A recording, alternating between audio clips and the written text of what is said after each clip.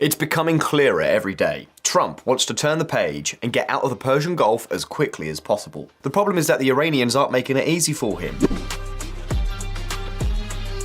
And here we are, with history repeating itself every few days. The White House leaks that a deal is imminent. The markets relax. The Iranians leak that they're thinking it over. And then they say, well, let's not rush into this just yet. And it's back to square one. But hold on a second, because that doesn't mean key developments aren't taking place. On 28th of April, the UAE announced it was leaving OPEC, and as recently as May 4th, barely a month after the ceasefire was agreed upon, TVs and cell phones once again broadcast alerts of new attacks. This happened just a couple of days ago. UAE accuses Iran of attacks as large fire breaks out at oil refinery. Authorities say an Iranian drone sparked a fire at the Fujairah Petroleum Industries zone, wounding 3 people. Keep an eye on this because Fujairah is the only Emirati alternative to the Strait of Hormuz. It's a port in the Gulf of Oman, on the Indian Ocean coast, with a large crude oil storage capacity and connected by a pipeline directly to the Abu Dhabi oil fields. In other words, it is the only route through which Emirati crude continues to reach international markets. So attacking there sends a very clear message. Watch what you do, because we have the ability to make things even worse. But it turns out this is just the tip of the iceberg. Because on top of that, in recent days, Iran has attacked oil tankers attempting to cross the Strait of Hormuz, has gone so far as to fire on US military ships, and has even created and unveiled a new body to manage passage through Hormuz, the Persian Gulf Strait Authority. It's crazy. And yes, in Washington, even though they want to move on as soon as possible, they haven't just been sitting idly by. They've attacked several Iranian combat boats and even an oil tanker. U.S. fires on Iranian-flagged oil tanker as Trump gives Tehran fresh ultimatum. Like we said, we're in the midst of a very intense standoff. Now, apart from this standoff between Washington and Tehran, another tectonic shift is taking place in the region, something that, for example, has a lot to do with this. Saudi Arabia denied U.S. access to airspace, pressured Trump to pause Project Freedom. Yes, you heard correctly. Trump presented an initiative to try to unblock the Strait of Hormuz, and thus put more pressure on Tehran in the negotiations. But this time, Riyadh said enough was enough with the games, and banned the United States from using its airspace and military bases. So the plan was effectively dead within 24 hours. Here on Visual Politic, we already told you how the UAE's exit from OPEC was a kick in the shins for the Saudis. A kick blessed and likely encouraged by the United States, so now they've struck back. But beyond this back and forth, as I was saying, another tectonic shift is taking place behind the scenes. Take a look. Iran's response to the US and Israeli airstrikes seemed chaotic, but it was much more carefully orchestrated than we might have thought. Just take a look at this chart. Look at the case of Qatar. At the start of the war, it was one of the primary targets, one of the hardest hit countries, to the point that it has lost 15% of its total LNG production capacity for at least 3 years. Nevertheless, instead of pouring fuel on the fire, Qatar suddenly toned down its rhetoric. Of course, it didn't break ties with the United States, but it opened channels of dialogue with Tehran, softened its stance, and the attacks ceased. The Emiratis, on the other hand, did exactly the opposite. They maintained the hardest line. They aligned themselves completely with the United States and Israel, and, not surprisingly, became Tehran's prime target. And now that tensions have escalated again, remember what we just saw regarding Fujairah. The attacks on the United Arab Emirates have returned. Of course, and this is the important part, Iran's strategy isn't just about punishing the UAE's much harsher rhetoric. Segment 1. US-Iran standoff and regional shifts. This segment examines the ongoing tensions in the Persian Gulf involving Iran, the United States, and several Gulf countries. It covers recent incidents, including attacks on oil tankers, exchanges between Iranian and US forces, and Saudi Arabia's decision to deny US access to its airspace. The discussion also addresses the differing responses of Qatar and the United Arab Emirates to Iranian actions, along with the broader impact on regional dynamics. The segment highlights how these developments reflect shifting alliances and strategic positions among key players in the Middle East. The truth is that its attacks and political moves have been aimed at a much more ambitious goal: to blow up political stability in the Middle East and fuel division among the Gulf monarchies. And guess what, Visual Politic community? They are succeeding. What we're about to look at next is the other roadmap the Ayatollahs have to successfully navigate this situation. This is the least discussed action plan, yet they're executing it with pinpoint precision. Pay close attention to everything we're about to tell you, because this is what's happening behind the scenes and what they're not telling you about. But first, if you're interested in the world of investing, if you want to learn how to manage your savings, protect yourself against inflation, and figure out how to make money beyond your day job, well, I've got some good news for you. At Visual Factory, we have created the Visual Factory Club, a newsletter where every week we send out free content focused on essential financial education, the ABC of what everyone should know to understand the stock market, financial markets in general, investment platforms, how to assess investment opportunities, and which markets may have more or less potential. Because of course, if you want to invest your money, so you're not at the mercy of your country's economic instability, you at least need to understand the basics of the financial world. In the Visual Factory Club, you'll learn all of this completely free of charge. Through the link below and this QR code, you can sign up for the club and start receiving the upcoming editions. What's more, when you sign up, you'll receive a dossier where I explain, in a clear and simple way, the most essential investment concepts. What multiples or the PE ratio are, what indices are, ETFs, derivatives, funds, EPS, you get the idea. After that, every week you'll receive additional materials and market analysis to help you stay informed about what's going on. And by the way, the sooner you sign up, the better. Since we send each episode of the series by email, and every edition is unique, if you're not subscribed, you might miss some of them, and you won't be able to access them later. But with that said, let's get back into the video. Visual politic community. This war has brought us a lot of surprises. Segment 2. Iran's regional strategy and background context. This segment explores Iran's broader approach in the Middle East, including its efforts to influence political dynamics among Gulf countries. It discusses an additional strategy reportedly being implemented by Iran behind the scenes. The segment also includes an overview of a free weekly newsletter called the Visual Factory Club, which provides educational content on basic financial concepts such as stock market fundamentals, investment terms, and market analysis. It concludes by returning to the main discussion on recent developments in the region. One has been the United States' stubbornness in getting involved in a large-scale conflict without having properly prepared for it. Another is that the outcome many expected has not materialized. The Arab monarchies of the Gulf have not united in a monolithic bloc against Iran as many anticipated. Instead, the exact opposite has happened. Any semblance of political cohesion and unity has been shattered. And this has been replaced by groups and factions with opposing stances and clearly divergent interests. Remember what we were saying a moment ago about the UAE's exit from OPEC? Well, that's just one clear manifestation of this process. But obviously, the cracks don't stop there. Before the war in Iran broke out, the balance in the Gulf wasn't exactly optimal. It was going through what some analysts described as a hot peace, a tense scenario, but one in which all the players had too much to lose to decide to break the deadlock. But to better understand this situation, we have to go back a few years in time. In 2019, a series of attacks on oil tankers off the coast of Fujairah put the United Arab Emirates on high alert. Yet the worst happened a few months later when a drone attack struck Abqaiq, the world's largest crude oil processing plant, right in the heart of Saudi Arabia. And what do you think the United States did with Trump as president? Well, absolutely nothing. In fact, Trump's own statements blew apart much of the consensus on protection that had been forming up to that point. That was an attack on Saudi Arabia, and that wasn't an attack on us. It was a warning to everyone. Beyond the smiles and congratulations in public, the sheikhs quickly grasped the situation and acted accordingly.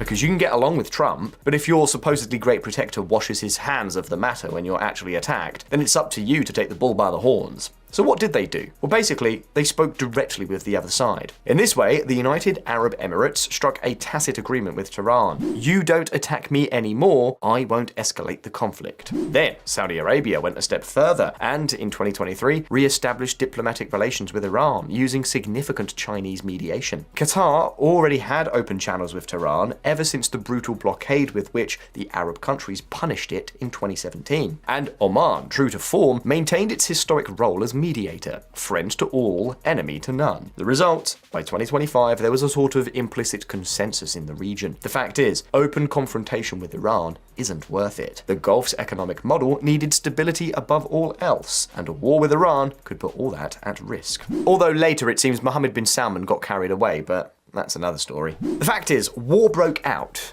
and any consensus went out the window, to the point that today the Gulf monarchies' stance toward Iran is no longer unified. There are three very distinct stances that are dividing the region. Pay attention. The first clear stance is that of the countries that have decided this war is not theirs, and that the less noise they make, the fewer blows they will take. Those who best represent this position are Qatar, Oman, and for obvious reasons, Iraq as well. Qatar has suffered brutal Iranian attacks. In March, missiles struck Ras Laffan, which, for those who don't know, is the heart of this small but extremely wealthy Emirates gas empire. And obviously the Qataris condemned the attacks, but nevertheless, look at where they placed the blame. This is exactly what Sheikh Mohammed bin Abdulrahman Al Thani, Qatar's Prime Minister and Foreign Minister, said.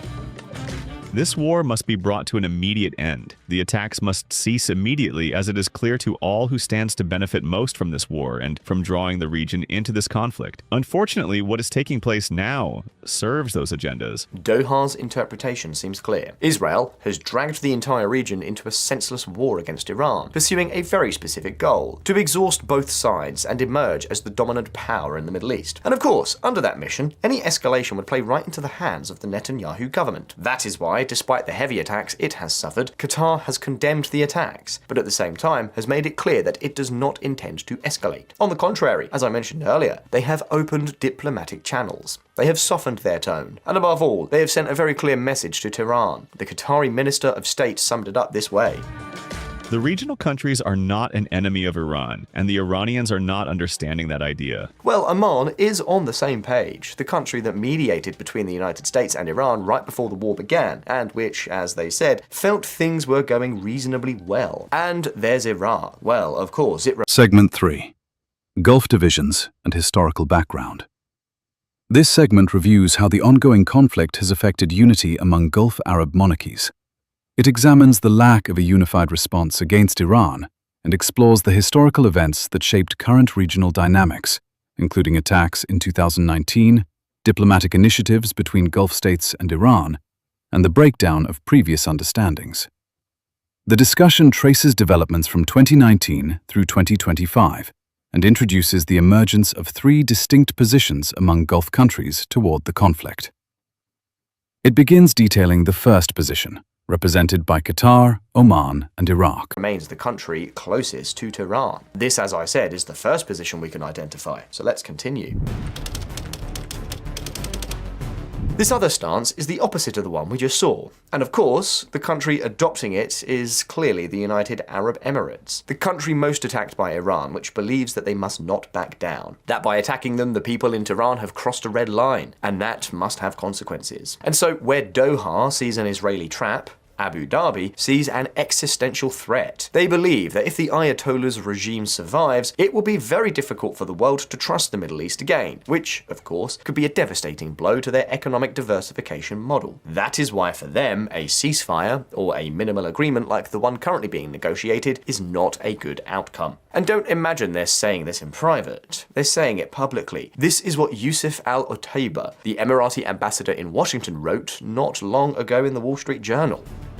A simple ceasefire isn't enough. We need a conclusive outcome that addresses Iran's full range of threats: nuclear capabilities, missiles, drones, terror proxies, and blockades of international sea lanes. As you can see, they aren't asking to stop the war. They're asking for it to be fought and won. For Iran to be permanently disarmed. Missiles, drones, nuclear programs, proxies, everything. Basically, they understand that this is the only realistic scenario because everything that has been tried before has been to no avail. Anwar Gargash, diplomatic advisor to the Emirati president, put it bluntly recently. Pay close attention to these words.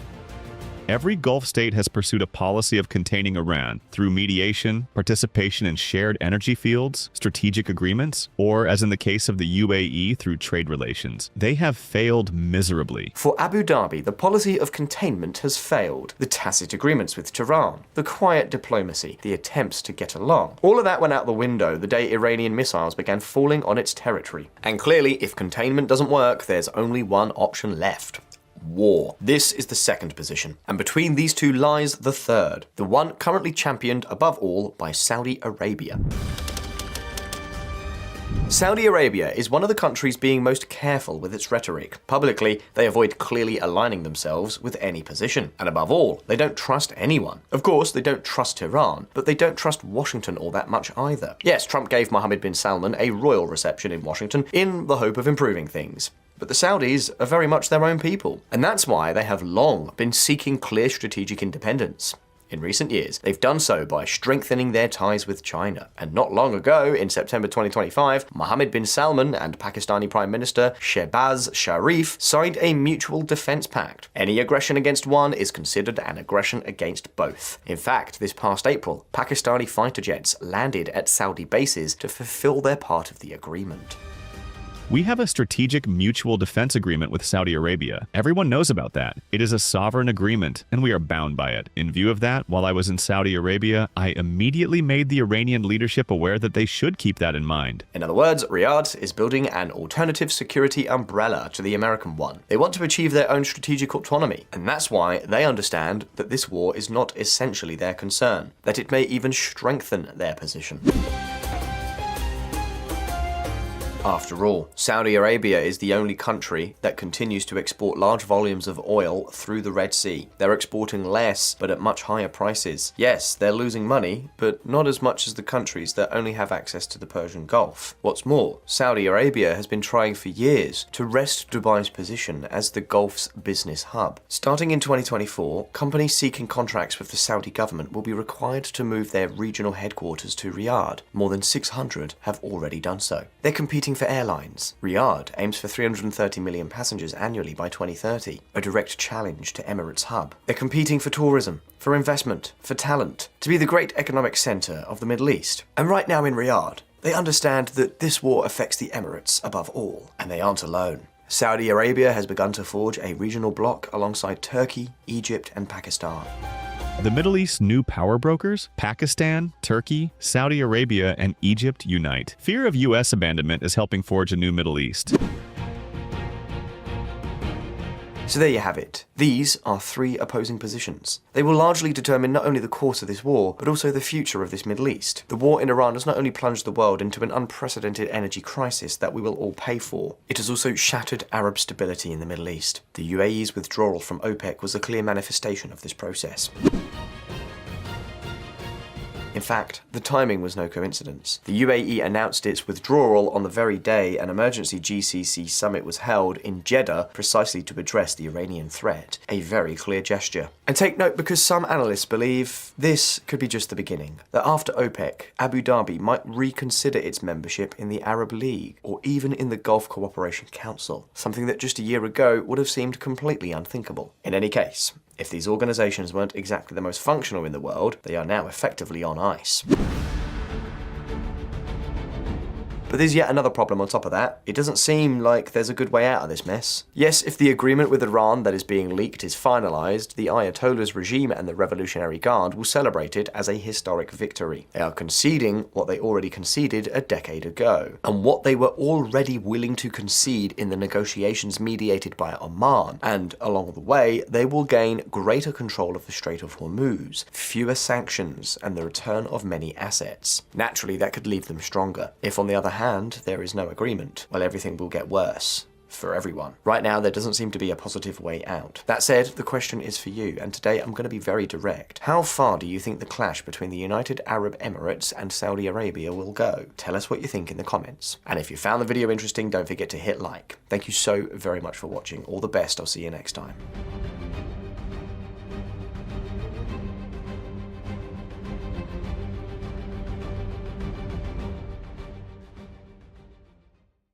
Segment 4. Gulf States Positions and Regional Outlook. This segment outlines the differing positions of key Gulf countries toward the ongoing conflict with Iran. It details the United Arab Emirates' firm stance, calling for a comprehensive resolution addressing multiple security threats.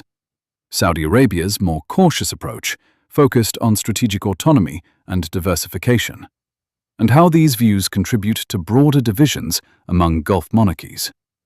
The discussion also touches on the wider implications for regional stability, energy markets, and international organizations in the Middle East. The segment concludes by reflecting on the current challenges in finding a resolution to the situation.